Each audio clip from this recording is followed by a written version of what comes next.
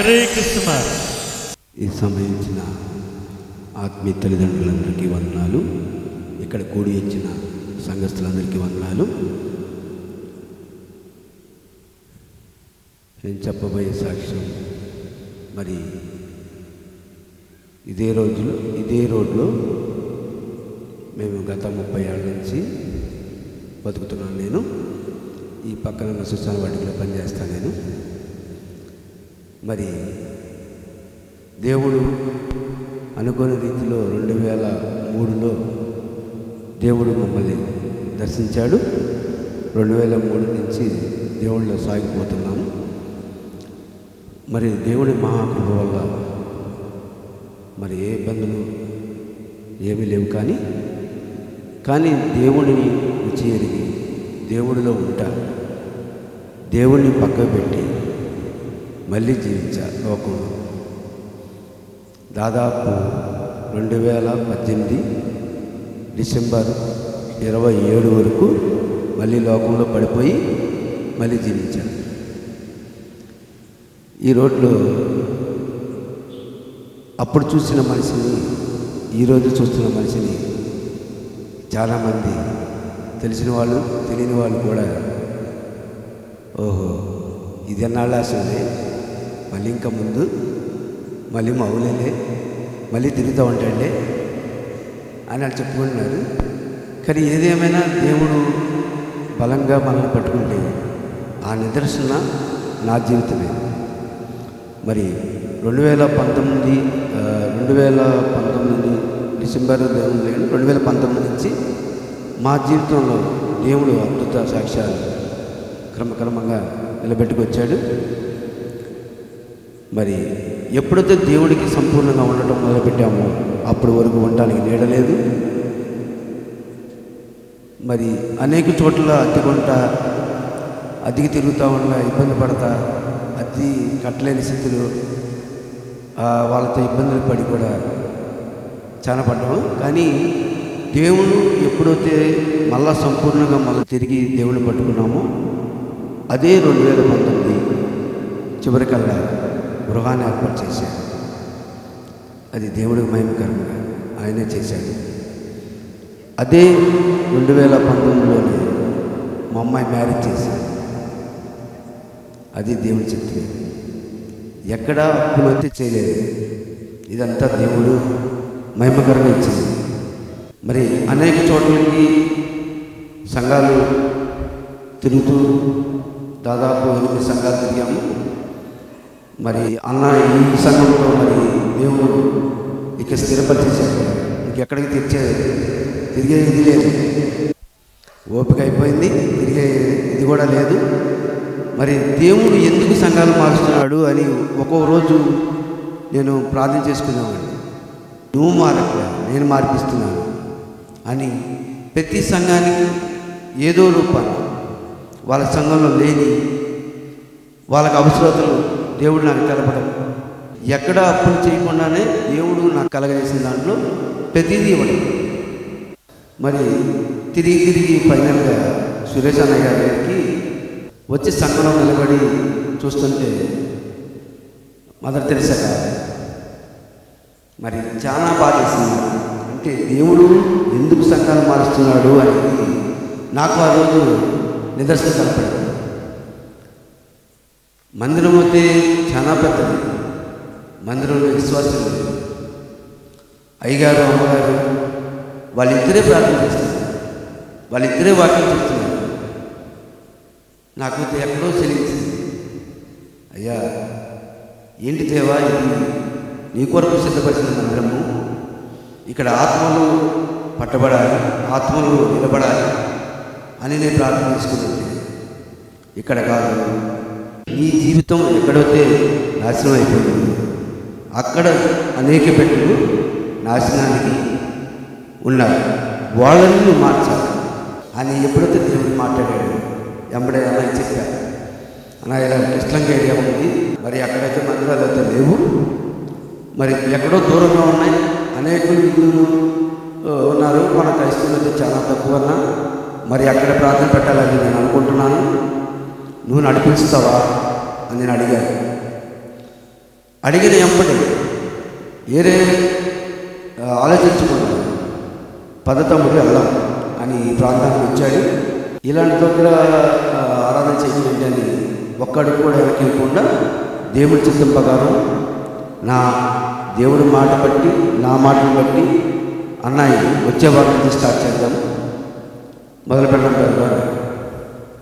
మళ్ళీ దేవుడు ప్రార్థన చేస్తాను, ఎక్కడ పెట్టాడు అన్నయ్య వచ్చి స్టార్ట్ చేస్తాను, నేను ఎక్కడ పెట్టాను, మనం ఇల్లంతా తీసుకుందామా, ఏం చేయాలి ఆలోచిస్తాను. సరే ఏదేమైనా సరే మన ఈ రోడ్డు మీద పెడతాం అని మళ్ళీ దేవుడు ప్రార్థన చేసి ఈ రోడ్డు మీద మీరు ఇప్పుడు కూర్చున్న దగ్గర పెట్టాను.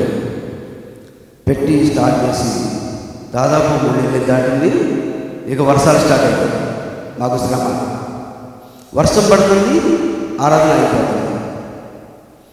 మళ్ళీ ప్రార్థన చేస్తాం. ఇక్కడ చూస్తే వర్షం పడుతుంది, మేము ఆరాధన ఆపుతున్నాము.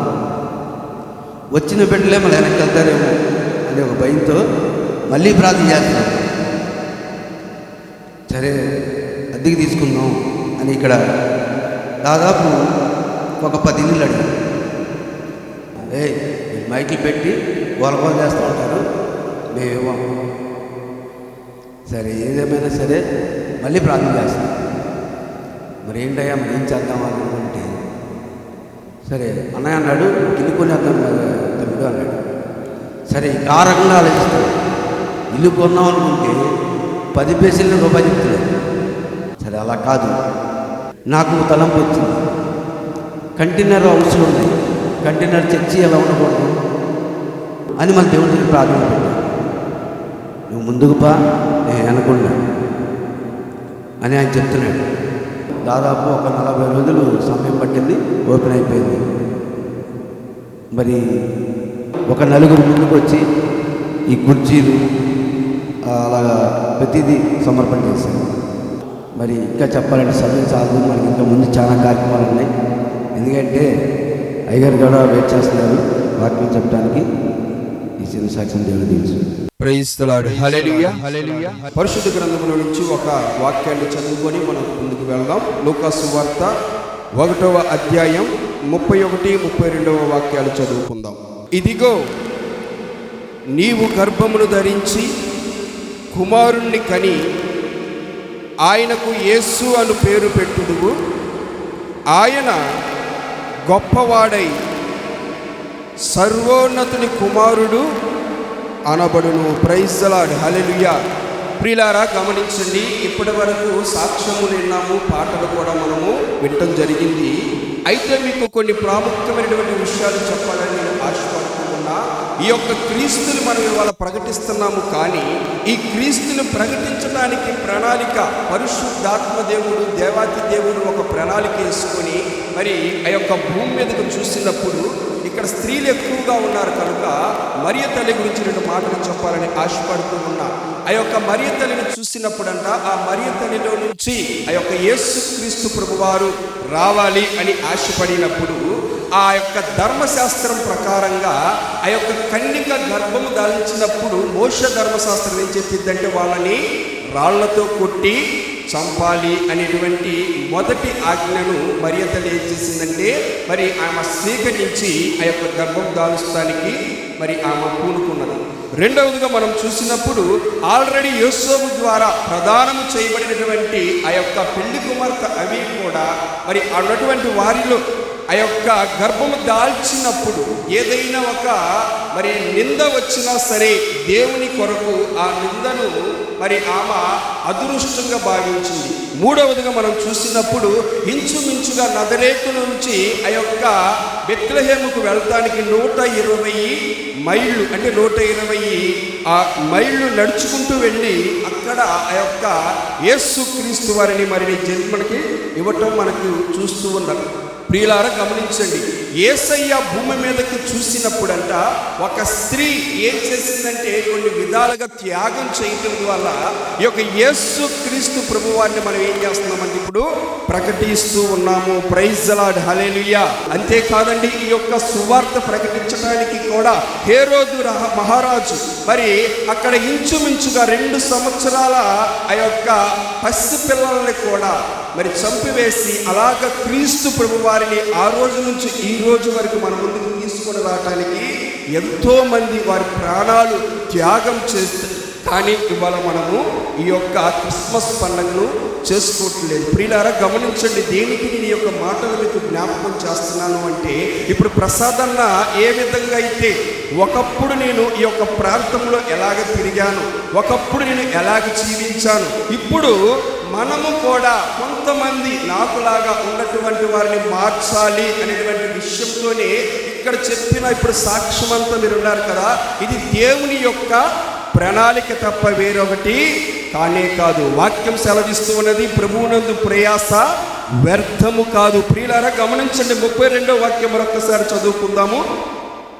ఆయన గొప్పవాడయ్యుండి, ప్రియులారా గమనించండి, మనం ఆరాధిస్తున్న దేవుడు ఎలాంటి గొప్పవాడంటే భూమిని ఆకాశము కలుగు చేసిన వాడు. మనం ఆరాధిస్తున్న దేవుడు ఎలాంటి గొప్పవాడంటే మన ఊహలకు కూడా అందనటువంటి దేవుడు. ఇవాళ ఈ భూమి మీద గొప్పవాళ్ళని చెప్పుకునేవారు ఎంతోమంది ఉన్నారండి. ఉన్నారా లేరా?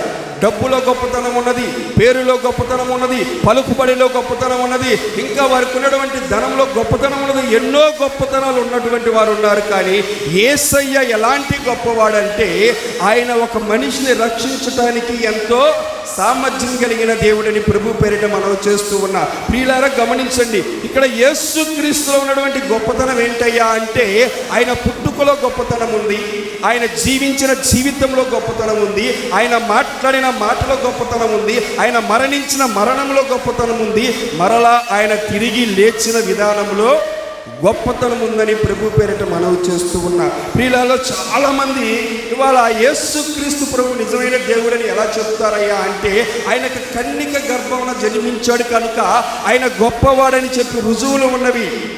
ఆయన చేసే కార్యాలు కంటికి కనపడవు, మనసుకు గోచరింప కావండి.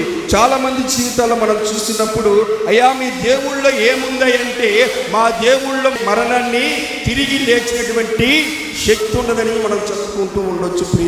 ప్రియులారా గమనించండి, ఈ యొక్క క్రిస్మస్ అంటే ఏమిటి అంటే లేని వాడికి మనం ఏదో ఒకటి ఇచ్చేదే క్రిస్మస్. అసలు ఈ క్రిస్మస్ ద్వారా దేవుడు ఏం చేశాడండి మనకి అంటే ప్రతి మానవుడు కూడా పాపము చేసి పాపము మరణంలో ఉన్నప్పుడు ఎవరు కూడా ఆ పాపాన్ని విడిపించలేకపోతే యేసుక్రీస్తు ప్రభువాడే గొప్పవాడుగా ఈ భూమి మీదకి దిగి వచ్చాడు. ఎలాంటి గొప్పవాడని మనం ఆలోచన చేస్తే ఆఖరికి ఆయనను సిలువ వేసేటువంటి ఆ యొక్క తీర్పు కలిగిన పిలాతు ఎదురుకు వెళ్ళినప్పుడు కూడా ఆయన ఏమంటున్నాడమ్మా ఒక్కసారి చూద్దాం. చూడండి, యోహాను సువార్త 19వ అధ్యాయం 4వ వాక్యం. పిలాతు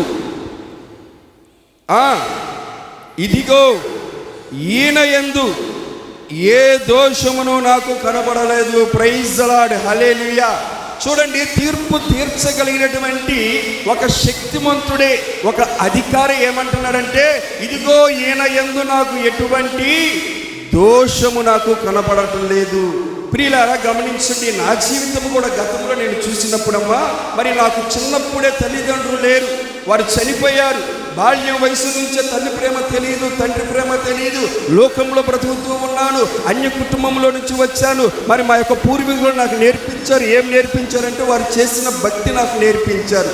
అదే భక్తి అని చెప్పి ఆ భక్తిలోనే నేను నివసిస్తూ ఉండేటువంటి వాడిని. అయితే ప్రియులారా గమనించండి, ఈ నిజదైవుడిని నేను తెలుసుకోలేక ఎంతోమంది చెప్పినా సరే ఆ దేవుడి దగ్గరికి నేను వెళ్ళేవాడిని కాదండి. మా పూర్వీకులు నేర్పించిన భక్తి ఏమిటంటే ఎవరైనా బాప్తిస్తాలు తీసుకొని వస్తూ ఉన్నప్పుడు వారిని చూస్తే మనకి అరిష్టం, వారిని చూస్తే ఆ పాపం మనకు వస్తుంది అని చెప్పి ఆ విధంగా మమ్మల్ని పెంచినటువంటి వారు. ప్రియులారా గమనించండి, మరి నేను ఆ విధంగా జీవించినప్పటికీ మరి నేను ఆరాధించే దేవుళ్ళు ఎంతోమంది ఉన్నప్పటికీ 2003లో నాకు మ్యారేజ్ చేశారు. చిన్నపిల్లోడిగా ఉన్నాడు, మరి ఎవరు లేకపోతే ఇబ్బంది పడతారని చెప్పి మ్యారేజ్ చేసినప్పుడు ప్రియులారా 2004లో నాకు బాబు పుట్టాడు. అప్పటి నుంచి ఇంకా నాకు విచ్చలవిడి యొక్క త్రాగుడు, ఆ యొక్క వాహనాలకు వెళ్ళేటువంటి వాడి లారీకి, ఆ విధంగా నా భక్తి నేను చేసుకుంటూ ఉన్నప్పుడు ప్రియులారా ఇదిగో మరి ఒక రోజున నా స్థితి నాకే ఎంతో భయంకరమైనటువంటి స్థితి వచ్చేసి నా భార్యను కూడా నేను కొట్టి చంపేస్తానేమోనని చెప్పి వారు ఏం చేశారంటే నా భార్యను కూడా తీసుకొని వారు పుట్టింటికి వెళ్ళిపోయారు. ఆ రోజున చాలా బాధపడి చాలా విలపించి ఏం చేయాలో తెలియక మరి తిరుగుతున్నప్పుడు నాకు అనిపించింది, ఇక ఈ బ్రతుకు ఎందుకురా, చనిపోతే బాగుంటుంది.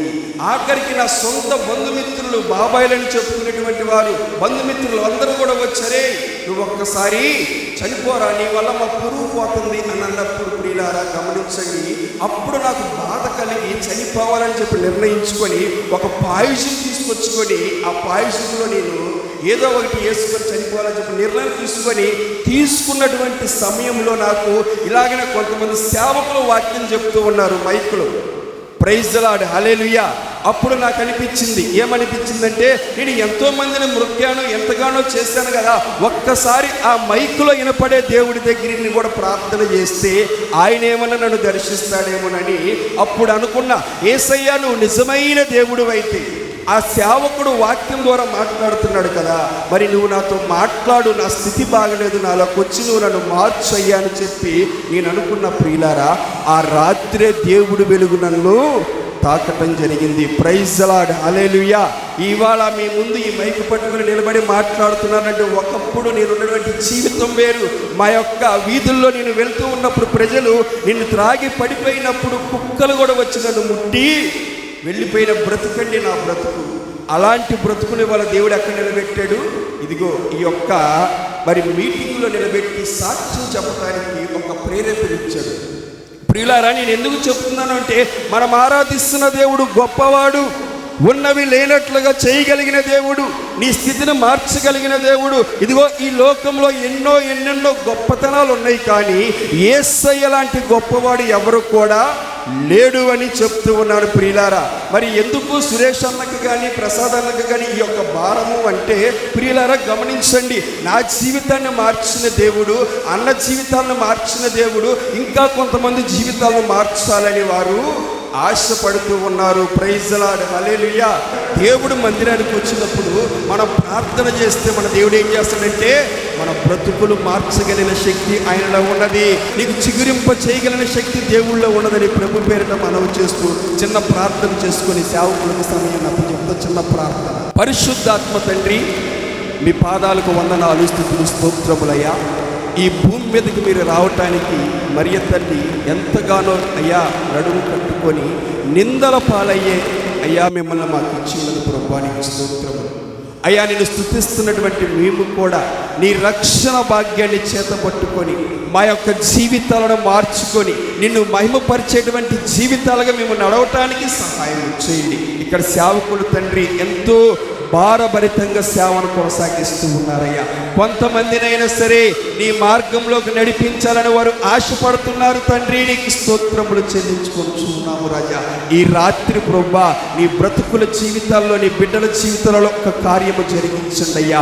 ఏ సమస్యతో ఇక్కడ కూర్చున్నారో నాకు తెలియదు కానీ, ఏ బాధతో ఇక్కడ కూర్చున్నారో నాకు తెలియదు కానీ, ఏ యొక్క తండ్రి నేను పరిస్థితులు ఎక్కడ ఉన్నారో తెలియదు కానీ, సమస్తము తెలిసిన దేవుడువు కనుక నీ గొప్ప కార్యములు మీరు జరిగించి నీ బిడ్డలకి ప్రభువా గొప్ప విడుదల ఇచ్చేసి తండ్రి, వారికి కావలసినటువంటి నిజమైన క్రిస్మస్ ఆనందాన్ని దయచేయమని యేసయ్య అతి పరిశుద్ధమైన నామం అడిగి వేడుకొనుచున్నాను నా పరమ తండ్రి, ఆమేన్.